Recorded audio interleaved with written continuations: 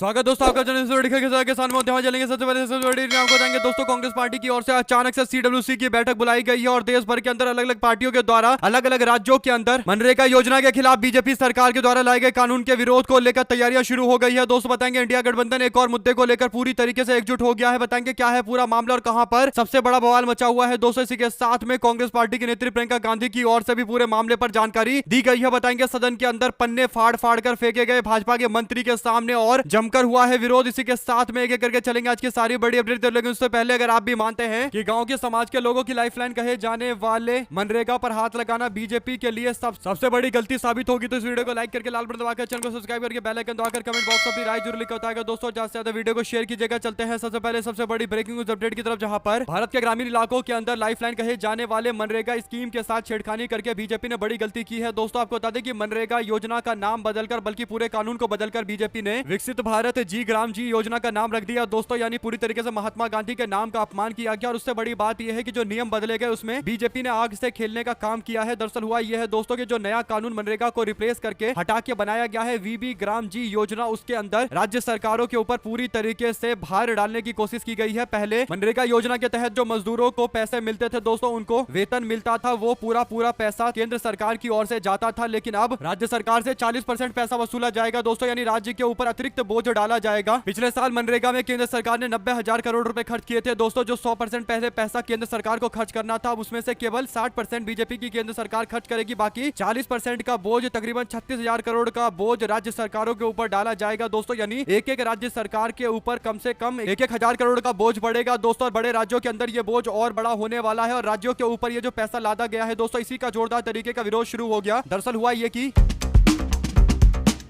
संसद में जबरदस्त तरीके के हंगामे के बाद यह बिल पास हुआ है दोस्तों। भारतीय जनता पार्टी के कृषि मंत्री और मध्य प्रदेश के पूर्व मुख्यमंत्री शिवराज सिंह चौहान भाषण दे रहे थे और इस योजना का समर्थन कर रहे थे। उस वक्त उनके ऊपर पन्ने को फाड़कर यानी कानून को फाड़कर पर्ची ऊपर फेंका जाता है दोस्तों, और विपक्ष ने कागज फाड़कर शिवराज सिंह चौहान का विरोध किया। और इस बिल को पास होने के बाद अब कांग्रेस पार्टी की ओर से विरोध शुरू हो गया दोस्तों। प्रियंका गांधी संसद के बाहर निकल रही थी, तब वो मीडिया से बात करते हुए कहती है कि इस बिल से मनरेगा खत्म होने जा रहा है, हम इस बिल का पूरी तरीके से विरोध करते हैं। इस पर सभी विपक्षी पार्टियां सहमत है। 100 दिन के बदले 125 दिन की मजदूरी वाली जो बातें चल रही है, ये केवल और केवल एक चालाकी है। इस बिल से आने वाले समय में मनरेगा स्कीम खत्म हो जाएगी। जैसे ही बजट का बोझ जो राज्य सरकार पर 40% अतिरिक्त बोझ डाला गया है, इसका सीधा मतलब यह है कि योजना को खत्म करने की साजिश चल रही है। क्योंकि पहले भी जब राज्य सरकारों के ऊपर बर्डन डाला गया था पैसा देने का, तो वो योजनाएं खत्म ही हो गई थी दोस्तों। यानी भारत के अंदर जो पंचायती राज इतनी बुरी अवस्था में है, उसका सबसे बड़ा कारण यह है कि राज्य सरकारों को बजट देने के लिए मजबूर किया जाता है। तो पंचायती राज का सिस्टम भारत के अंदर सही से नहीं चल पा रहा है। इसी तरीके से मनरेगा योजना, जहां केंद्र सरकार पूरा पैसा देकर पहले योजना चला रही थी, अब राज्य सरकार पर बोझ डालकर इस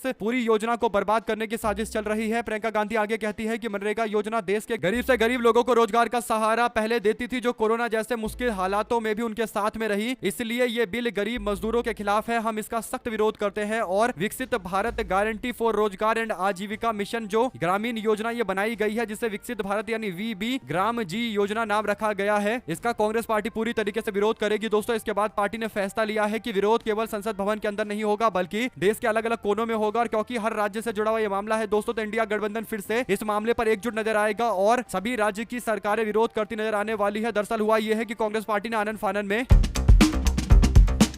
27 तारीख को दिल्ली के अंदर कांग्रेस पार्टी वर्किंग कमेटी यानी सीडब्ल्यूसी की एक बैठक बुलाई है दोस्तों। सीडब्ल्यूसी की बैठक में जो मुख्य मुद्दा रहेगा चर्चा करने का, वो जी राम जी बिल पर होगा। यानी वीबी ग्राम जी योजना मनरेगा को रिप्लेस करके जो योजना बनाई गई है, उसके विरोध में बातचीत की जाएगी। कांग्रेस पार्टी ने अचानक से बैठक बुलाई है और इसके बाद देशव्यापी आंदोलन लॉन्च करने की भी तैयारी की जाएगी दोस्तों। आपको बता दें कि अलग अलग राज्य इससे परेशान है। राजस्थान के अंदर बीजेपी की सरकार है, हालांकि भाजपा वाले कुछ बोलेंगे नहीं, लेकिन राजस्थान पर बहुत ज्यादा अतिरिक्त बोझ पड़ेगा, तो राजस्थान की बीजेपी सरकार को बोलना पड़ेगा, वरना उनके बजट पर प्रभाव पड़ेगा। इसी तरीके से दोस्तों पंजाब की आम आदमी पार्टी सरकार भी इस कानून का विरोध कर रही है। तमिलनाडु की डीएमके सरकार विरोध कर रही है। पश्चिम बंगाल में ममता बनर्जी की सरकार विरोध कर रही है। ऐसे ही इंडिया गठबंधन शासित जो राज्य है, वे सबके सब खुलकर विरोध कर रहे हैं। झारखंड से लेकर केरला के अंदर विरोध है दोस्तों। तो कुल मिलाकर इंडिया गठबंधन इस मुद्दे पर एकजुट हो गया है। कांग्रेस पार्टी इस योजना के विरोध का नेतृत्व करने वाली है। सीडब्ल्यूसी की बैठक से सब कुछ खुलकर सबके सामने आएगा दोस्तों। जो भी जानकारी आती रहेगी आप तो लगातार अपडेट पहुंचाते रहेंगे। इसी के साथ में कांग्रेस पार्टी के विधायक के साथ में जिस तरीके का दुर्व्यवहार किया गया। सोशल मीडिया पर चर्चाएं काफी तेज हो गई। दोस्तों हुआ ये कि राहुल गांधी और सोनिया गांधी को नेशनल हेराल्ड वाले केस मामले में बड़ी राहत मिलना और कोर्ट के द्वारा मामले का संज्ञान ही नहीं लेने के बाद अब पार्टी के कार्यकर्ताओं के द्वारा जगह जगह विरोध किया गया और बीजेपी के द्वारा जांच एजेंसियों के दुरुपयोग का मुद्दा उठाया गया दोस्तों, और भाजपा वालों को निशाने पर लिया गया। ऐसे में एक तस्वीर सामने आई है जहां पर राजस्थान के अंदर पुलिस का एक सिपाही कांग्रेस पार्टी के एक विधायक के गले में हाथ डालकर उसको दबाते हुए नजर आ रहा है। दोस्तों जिस व्यक्ति को दबाया जा रहा है, जिसका गला दबाया जा रहा है, वो कोई छोटा मोटा नेता नहीं है बल्कि माननीय विधायक है शाहपुर के कांग्रेस पार्टी के नेता मनीष यादव। इससे पता चलता है कि संस्थाने किस तरीके से भारतीय जनता पार्टी के गुलाम हो चुके हैं दोस्तों, की एक जनप्रतिनिधि को गले से दबाकर वहां से दूर किया जा रहा है, यानी प्रदर्शन स्थल से दूर किया जा रहा है। एक विधायक के साथ इस तरीके का दुर्व्यवहार खुले तौर पर कहीं ना कहीं ये बताता है कि भारतीय जनता पार्टी की सरकार में जो संस्थाने हैं, खासकर पुलिस और अन्य संस्थाने हैं, वो पूरी तरीके से भाजपा मई हो चुकी है दोस्तों। उनको समझ में भी नहीं आता कि एक विधायक के साथ ऐसा व्यवहार नहीं करना चाहिए। वो लॉ मेकर है, कानून बनाने वाले, कानून निर्माता माननीय विधायक है, लेकिन इसके बावजूद उनके साथ ऐसा बिहेव किया गया है, बर्ताव किया गया है। दो शब्द जरूर लेकर बताएगा, ज्यादा से ज्यादा वीडियो को शेयर कीजिएगा दोस्तों। चलते हैं एक और बिग न्यूज अपडेट की तरफ, जहां पर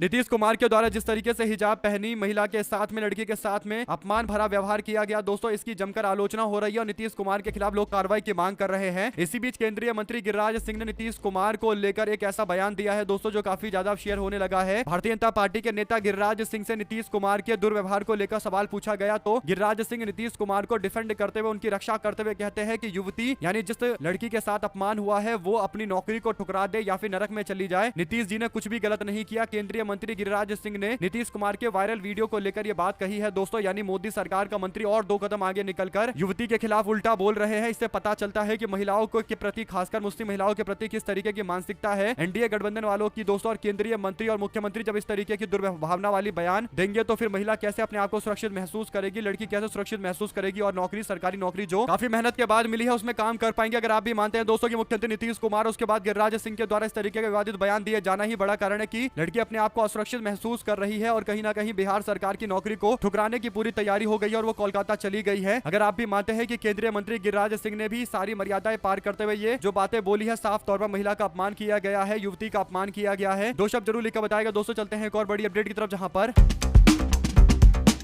असम में अगले साल विधानसभा के चुनाव होने वाले से लेकर सूबे की सत्ताधारी भारतीय जनता पार्टी अभी से एक्टिव हो गई है दोस्तों। और प्रधानमंत्री नरेंद्र मोदी कुछ दिन पहले ही बीजेपी की अगुवाई वाले राष्ट्रीय जनतांत्रिक गठबंधन एनडीए के उन सांसदों से मुलाकात करते नजर आए थे जो असम से आते हैं। प्रधानमंत्री नरेंद्र मोदी बीजेपी के सांसदों और विधायकों से संवाद कर रहे हैं दोस्तों। असम के बीजेपी के सांसदों और विधायकों के साथ प्रधानमंत्री के संवाद का कार्यक्रम 20 दिसंबर को निर्धारित किया गया है। प्रधानमंत्री मोदी 20 दिसंबर को असम के दौरे पर रहेंगे और राजधानी गुवाहाटी में एक प्रदेश के कार्यालय पार्टी के सांसदों के साथ संवाद करने वाले हैं। यानी असम के अंदर भारतीय जनता पार्टी चुनावी मोड में आ चुकी है दोस्तों। और असम जीतना बीजेपी के लिए इसलिए जरूरी है क्योंकि भारतीय जनता पार्टी पूरे नॉर्थ ईस्ट पर इसी तरीके से कंट्रोल रखना चाहती है दोस्तों। बीजेपी को पता है कि उत्तर पूर्व के जो 25 सीटें हैं वो भारतीय जनता पार्टी को आसानी से मिल जाते हैं क्योंकि असम का कंट्रोल उनके पास है। और सबको पता है कि जिस पार्टी के पास असम का कंट्रोल होता है वो उत्तर पूर्व के राज्यों के अंदर अपना दबदबा रख सकता है। ऐसे में कांग्रेस पार्टी को भी अगर वापस से नॉर्थ ईस्ट पर अपना कंट्रोल जमाना है तो उनको यह चुनाव जीतना ही पड़ेगा। और भारतीय जनता पार्टी 25 सांसदों के कारण ही अब असम पर फोकस कर रही है दोस्तों। आप लोग 2 शब्द जरूर लिखकर बताएगा, ज्यादा से ज्यादा वीडियो को शेयर कीजिएगा। चलते हैं एक और बिग न्यूज अपडेट की तरफ, जहां पर बीजेपी के नेता अनुराग ठाकुर का सोशल मीडिया पर एक तस्वीर काफी वायरल हो रहा है दोस्तों। वायरल तस्वीर इसलिए हो रही है क्योंकि भारतीय जनता पार्टी के नेता अनुराग ठाकुर का जो जूता है वो काफी ज्यादा ट्रेंड हो रहा है दोस्तों। क्योंकि अनुराग ठाकुर ने जो जूता पहना हुआ है उसकी कीमत पता करने की कोशिश की गई तो पता चला कि ये तकरीबन 1,07,000 के आसपास इसकी कीमत है। यानी जमकर करोड़पतियों की तरह बिहेव कर रहे हैं भाजपा के नेता दोस्तों। सवाल ये उठता है कि राजनीति करते करते ये 1 लाख रुपए के जूते मात्र पहनने की क्षमता कैसे आ गई भारतीय जनता पार्टी के नेता पर। ये वही अनुराग ठाकुर है दोस्तों जो कांग्रेस पार्टी को लेकर सबसे उल्टा बयान देते रहते हैं, सबसे उल्टा बोलते रहते हैं और ऐसे आते हैं जैसे बहुत बड़े राष्ट्रवादी हैं। लेकिन इनको बताना चाहिए कि ये कहां से इतना पैसा इनके पास आ रहा है कि 1 लाख रुपए का तो मात्र जूता पहन रहे हैं। सोचिए ऐसे कितनी बार जूते पहनकर आते होंगे। इस तरीके के 2 शब्द जरूर लिखा होता है। हमारे साथ लगातार जुड़े दोस्तों का बहुत बहुत धन्यवाद। आप लोग देख रहे थे आपका अपना चैनल जय हिंद जय भारत। ज्यादा से ज्यादा वीडियो को शेयर कीजिए दोस्तों। बहुत